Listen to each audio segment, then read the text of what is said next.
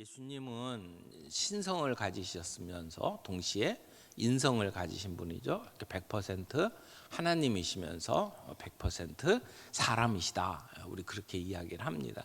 이 땅에 사시면서 예수님께서 사셨던 삶을 살펴보면 참 분주한 삶, 힘든 삶을 사셨어요.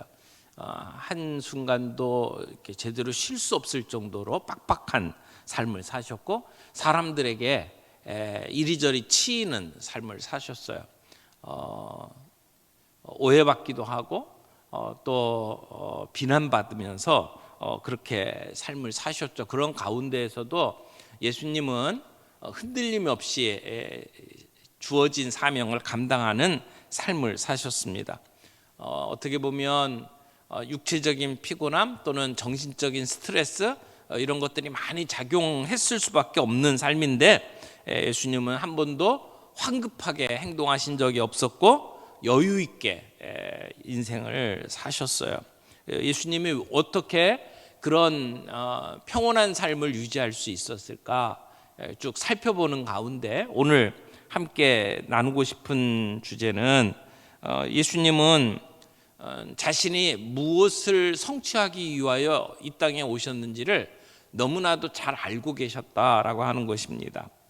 우리가 이 땅에서 스트레스를 극복하며 평온한 삶을 유지할 수 있는 중요한 비결이 내가 이 땅에서 무엇을 성취하며 살려고 하느냐라고 하는 것입니다. 우리가 그것을 사명이라고 이야기하죠.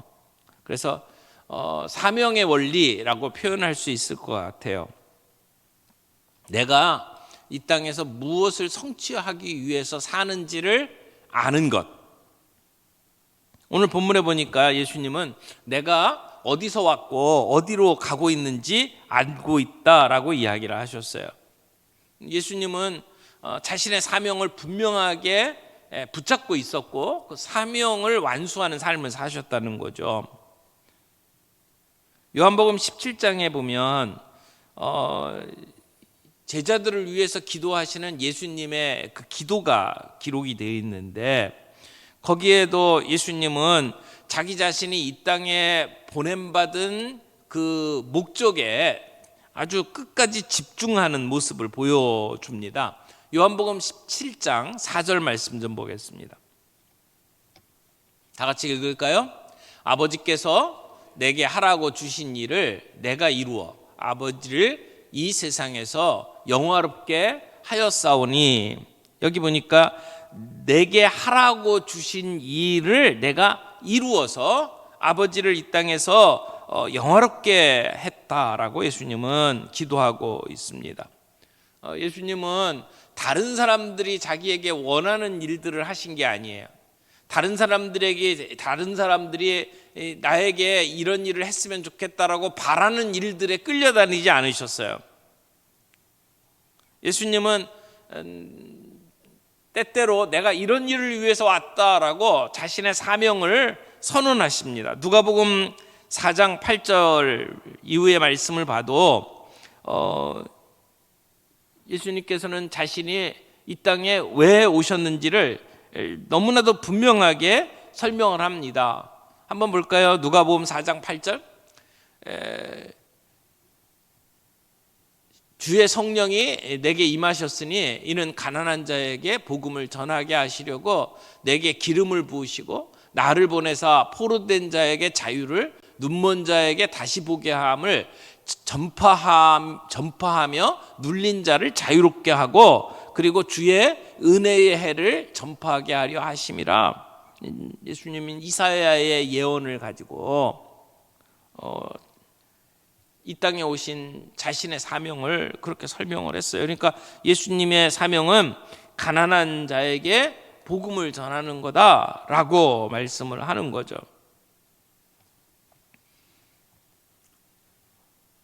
원래 우리 인간에게는 가난이라는 게 없었죠. 그런데 아담이 죄를 짓고 에덴에서 이렇게 쫓겨나면서 그 죄의 결과로 우리에게 주어진 것이 가난입니다.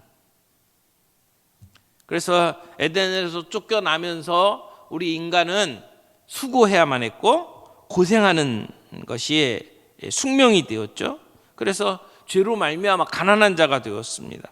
고난과 수고가 떠나지 않게 되었습니다.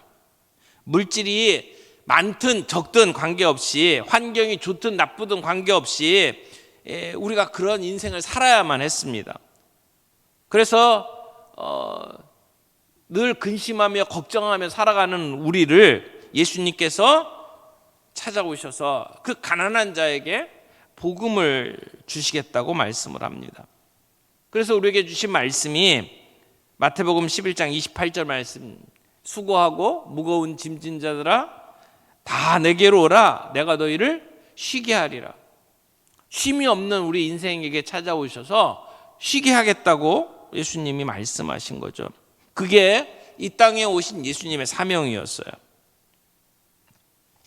바울은 예수님의 사명을 이렇게 설명을 했습니다. 고린도후서 8장 9절 말씀해 보니까 우리 주 예수 그리스도의 은혜를 너희가 알거니와 부요하신 이로써, 예수님은 부요하신 분이에요. 그런데 너희를 위하여 가난하게 되심은 그의 가난하심으로 말미암아 너희를 부요하게 하려 하심이라. 부요하신 예수님이 우리를 위해서 가난하게 되셨어요. 그의 가난하게 되심으로 말미암아 우리를 부요케 하셨다라고 설명을 하고 있는 겁니다. 그러니까 예수님의 사명으로 말미암아 우리는 생명을 얻었어요. 그 생명도 풍성한 생명을 얻게 되었다라고 이야기를 하는 거죠. 그러면 그렇게 생명을 얻은 우리는 어떻게 살아야 합니까? 우리도 역시 우리를 부르신 사명에 맞는 삶을 살아야 된다는 거죠. 하나님이 우리를 구원하셨을 때에는 목적이 있다는 거예요. 하나님이 우리를 구원하신 분명한 목적이 있습니다. 우리는 그저 예수 믿고 천국 가는 것으로 끝나는 인생이 아니라 우리를 향한 하나님의 목적이 있다라고 성경은 분명하게 이야기를 합니다. 예수를 믿고 살아가는 인생이 다른 인생과 다른 것이 무엇입니까? 우리를 부르신 부름을 아는 겁니다. 사명을 아는 겁니다. 예수님만 사명이 있는 것이 아니라 우리에게도 사명이 있습니다. 성경은 사명을 받은 사람들의 이야기예요. 시몬 베드로를 부르실 때 주님이 뭐라고 하면서 불렀어요? 내가 사람을 낚는 어부가 되리라 라고 말씀을 하셨어요. 예수님은 시몬 베드로를 부르실 때 그의 사명을 알려주셨습니다. 아브라함을 부르실 때도 너를 통해서 열국이 복을 받을 것이다 라고 사명을 알려주셨죠. 너로 인해서 큰 민족을 이루고 그래서 너에게 복을 주어 내 이름을 창대하게 하리니 너는 복이 될지라. 그 복으로 말미암아 세상의 많은 사람들이, 이 땅의 모든 족속이 너로 말미암아 복을 얻게 될 것이다. 이게 아브라함의 사명이었어요. 복의 근원이 되고 복의 통로가 되는 것. 우리 그리스도인이 된다라고 하는 것은 나를 부르신 그 사명을 아는 것이라고 말할 수 있어요. 불교에서는 공술의 공수거를 말합니다. 거저 왔다가 거저 가는 것이 인생이다. 그래서 마음을 비우고 살아야 된다라고 가르치죠. 유교에서는 5가지 덕을 쌓는 일을 가르칩니다. 부자 유친, 군신 유의, 부부 유별, 장유 유서, 동우 유신 이런 이야기들을 하잖아요. 그런데 우리 그리스도인들에게는 뭐가 그렇게 중요합니까? 하나님이 우리 인생을 부르신 사명이 있다는 거예요. 한번 나를 향해서 물어보십시오. 나는 사명자인가? 나는 사명자인가? 예수 믿는 사람은 사명으로 살아야 합니다. 하나님이 맡기신 내 인생의 목적대로 살아야 합니다. 천국 갈 때까지 그 사명을 붙잡고 살아야 된다는 겁니다. 그러면 그 사명이 무엇입니까? 사명에는 큰 사명, 작은 사명이 있는 게 아니에요. 어떤 사람은 내 사명은 보잘것없다라고 말을 할지 모르지만 큰 사명, 작은 사명이 있는 것이 아니라는 거예요. 우리에게 주어진, 각자에게 주어진 각각의 사명이 있다라고 이야기를 합니다. 우리가 맡아서 해야 될 한 부분이 있다는 거죠. 하나님의 나라라고 하는 큰 그림 속에 오늘 나에게 주신 사명이 무엇인지를 찾으라는 겁니다. 우리 교회를 향한 사명도 있고 우리 각자를 향한 사명이 있어요. 사명은 때때로 내가 좋아하는 일하고 이렇게 매치가 되기도 하지만 좋아하는 일보다 더 중요한 것이 해야만 하는 일이에요. 우리가 자원봉사한다라고 할 때는 내가 좋아하는 일에 자원봉사할 수 있어요. 근데 사명은 해야만 하는 일입니다. 남들이 하기 싫어하는 건데 내 눈에 그게 보여요. 그게 사명이라는 겁니다. 교회 안에서 하기 싫은데도 때로는 하나님이 그 일을 하도록 나를 그 자리에 세우실 때가 있어요. 그게 사명이에요. 근데 사명은 나 혼자서 하도록 내버려 두지 않으셔요. 물론 나와 함께하는 사람들이 있기도 하죠. 그러나 무엇보다도 중요한 것은 하나님이 함께 해주셔요. 내가 그 사명을 감당하려고 할 때에 하나님이 함께 해주신다는 겁니다. 여러분 마태복음 28장 19절 20절 기억하시죠? 그러므로 너희는 가서 모든 민족을 제자로 삼아 아버지와 아들과 성령의 이름으로 세례를 베풀고 내가 너희에게 분부한 모든 것을 가르쳐 지키게 하라. 그 다음에 뭐라 그랬어요? 볼지어다 내가 세상 끝날까지 너희와 항상 함께 하시리라. 함께 있으리라. 여러분 내가 너희와 항상 함께 있겠다라고 하는 말씀을 주시는 바로 앞에 뭐가 있어요? 사명이 있어요. 제자 삼으라 라고 하는 사명을 주시고 내가 너와 함께 하겠다고 말씀을 하는 거죠. 그러니까 함께 하겠다고 하는 것은 누구에게 함께 하겠다는 겁니까? 사명을 감당하는 자들에게 함께 하겠다는 말씀입니다. 우리가 내게 주신 사명이 무엇인지를 알고 그 사명을 위해서 시간을 드리고 물질을 드릴 때에 우리 주님이 내가 너와 항상 함께 있겠다라고 말씀을 하는 거죠.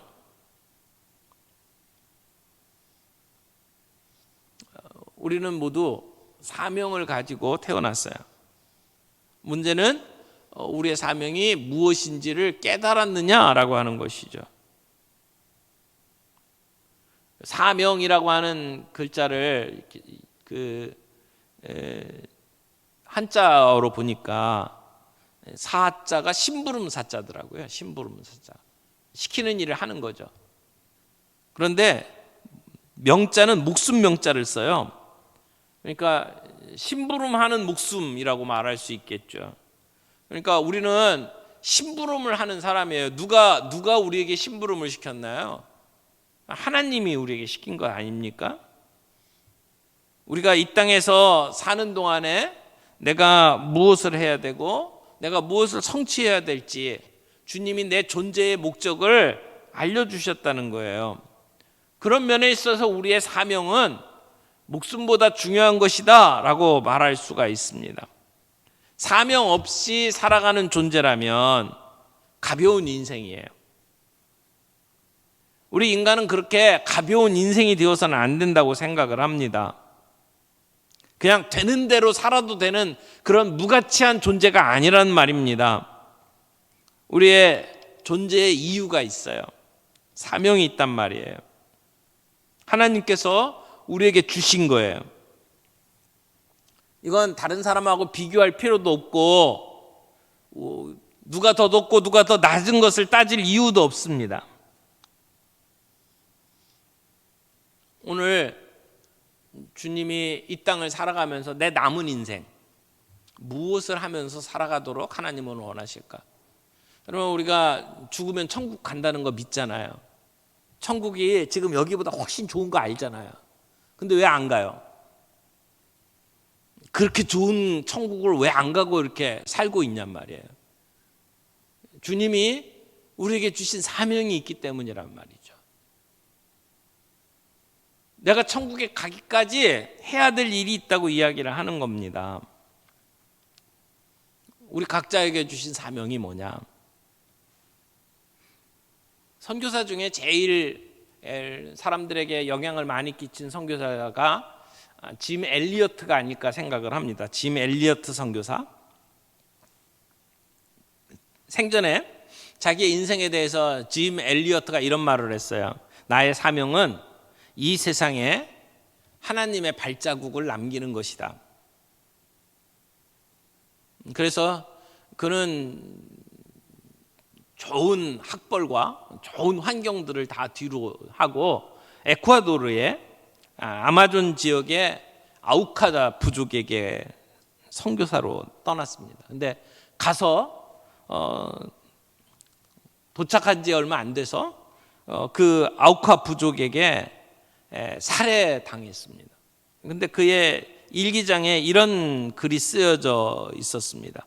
하나님의 위대한 발자국을 남기기 위하여, 하나님께 쓰임받는 삶을 살기 위하여 청춘과 부와 명예와 권력을 버릴 수 있는 사람은 결코 어리석은 사람이 아니다. 하나님께 쓰임받는 삶을 살기 위해서 내 청춘 그리고 부, 명예, 권력을 버릴 수 있는 사람은 절대 어리석은 사람이 아니다. 시카고의 위튼 대학이라고 하는 정말 좋은 학교가 있어요. 그 위튼 대학에서 수석으로 졸업을 했습니다. 인재입니다. 근데 그가 에콰도르에 가서 그렇게 죽었다는 소식이 전해지면서 시카고의 신문에서 이렇게 썼어요. 얼마나 불필요한 낭비인가. 그렇게 뛰어난 인재가 허망하게 죽었다는 거죠. 근데 그 짐 엘리어트의 아내인 엘리자베스 엘리어트가 이렇게 이야기를 했어요. 내 남편은 전 생애를 이것을 위해 준비했고 바로 그 시간을 살았습니다. 그는 하나님이 주신 자신의 책임을 수행하고 생애 목표를 달성했습니다. 이렇게 이야기를 했어요. 그 아내가 간호훈련을 받고 1년 후에 다시 그 아우카 부족에게 찾아갔습니다. 근데 그 아우카 부족에 여자는 죽이지를 않았어요. 그래서 엘리자베스가 그곳에 들어가서 5년 동안 그 아우카 부족을 위해서 생활하면서 선교를 할 수가 있었어요. 근데 5년이나 자기들을 떠나지 않고 섬기고 있던 그 엘리자베스에게 아우카 부족의 추장이 물어봤답니다. 아니, 당신은 도대체 누굽니까? 왜 이곳에 와서 이렇게 5년 동안 우리를 위해서 그렇게 헌신적으로 일하고 있습니까? 라고 질문을 했어요. 그때 엘리자베스가 이렇게 얘기했습니다. 나는 당신들이 5년 전에 죽였던 그 남자의 아내입니다. 남편이 당신들을 향해 가지고 있었던 그 사랑을 당신들에게 전하기 위해서 제가 다시 이곳에 왔습니다. 그렇게 해서 아우카 부족에게 복음이 전해지고 그 아우카 부족 마을에는 수백 개의 교회가 세워지고, 그리고 짐 엘리어트의 아들이 그 마을의 담임 목사가 되었습니다. 불필요한 낭비가 아니라 거룩한 낭비였던 거죠. 우리가 인생을 살면서 나를 향한 하나님의 계획이 뭘까? 우리가 그 사명을 분명하게 정리하지 않으면 우리는 다른 사람들이 정해준 삶을 살게 돼 있어요. 다른 사람들이 우리를 압박할 거예요. 너는 이렇게 살아야 한다. 아니면 그냥 시간이 흘러가는 대로 내게 바쁘다고 긴급하게 우리에게 요청하는 일에 따라서 끌려가면서 살 거예요. 그래서 우리 제자훈련 받을 때에 필독 도서 중에 하나가 아주 작은 그 얇은 그 소책자가 있잖아요. 분주함에 쫓기는 삶, 늘 분주함에 쫓기는 삶. 사명이 없는 사람은 늘 바쁘게 살아요.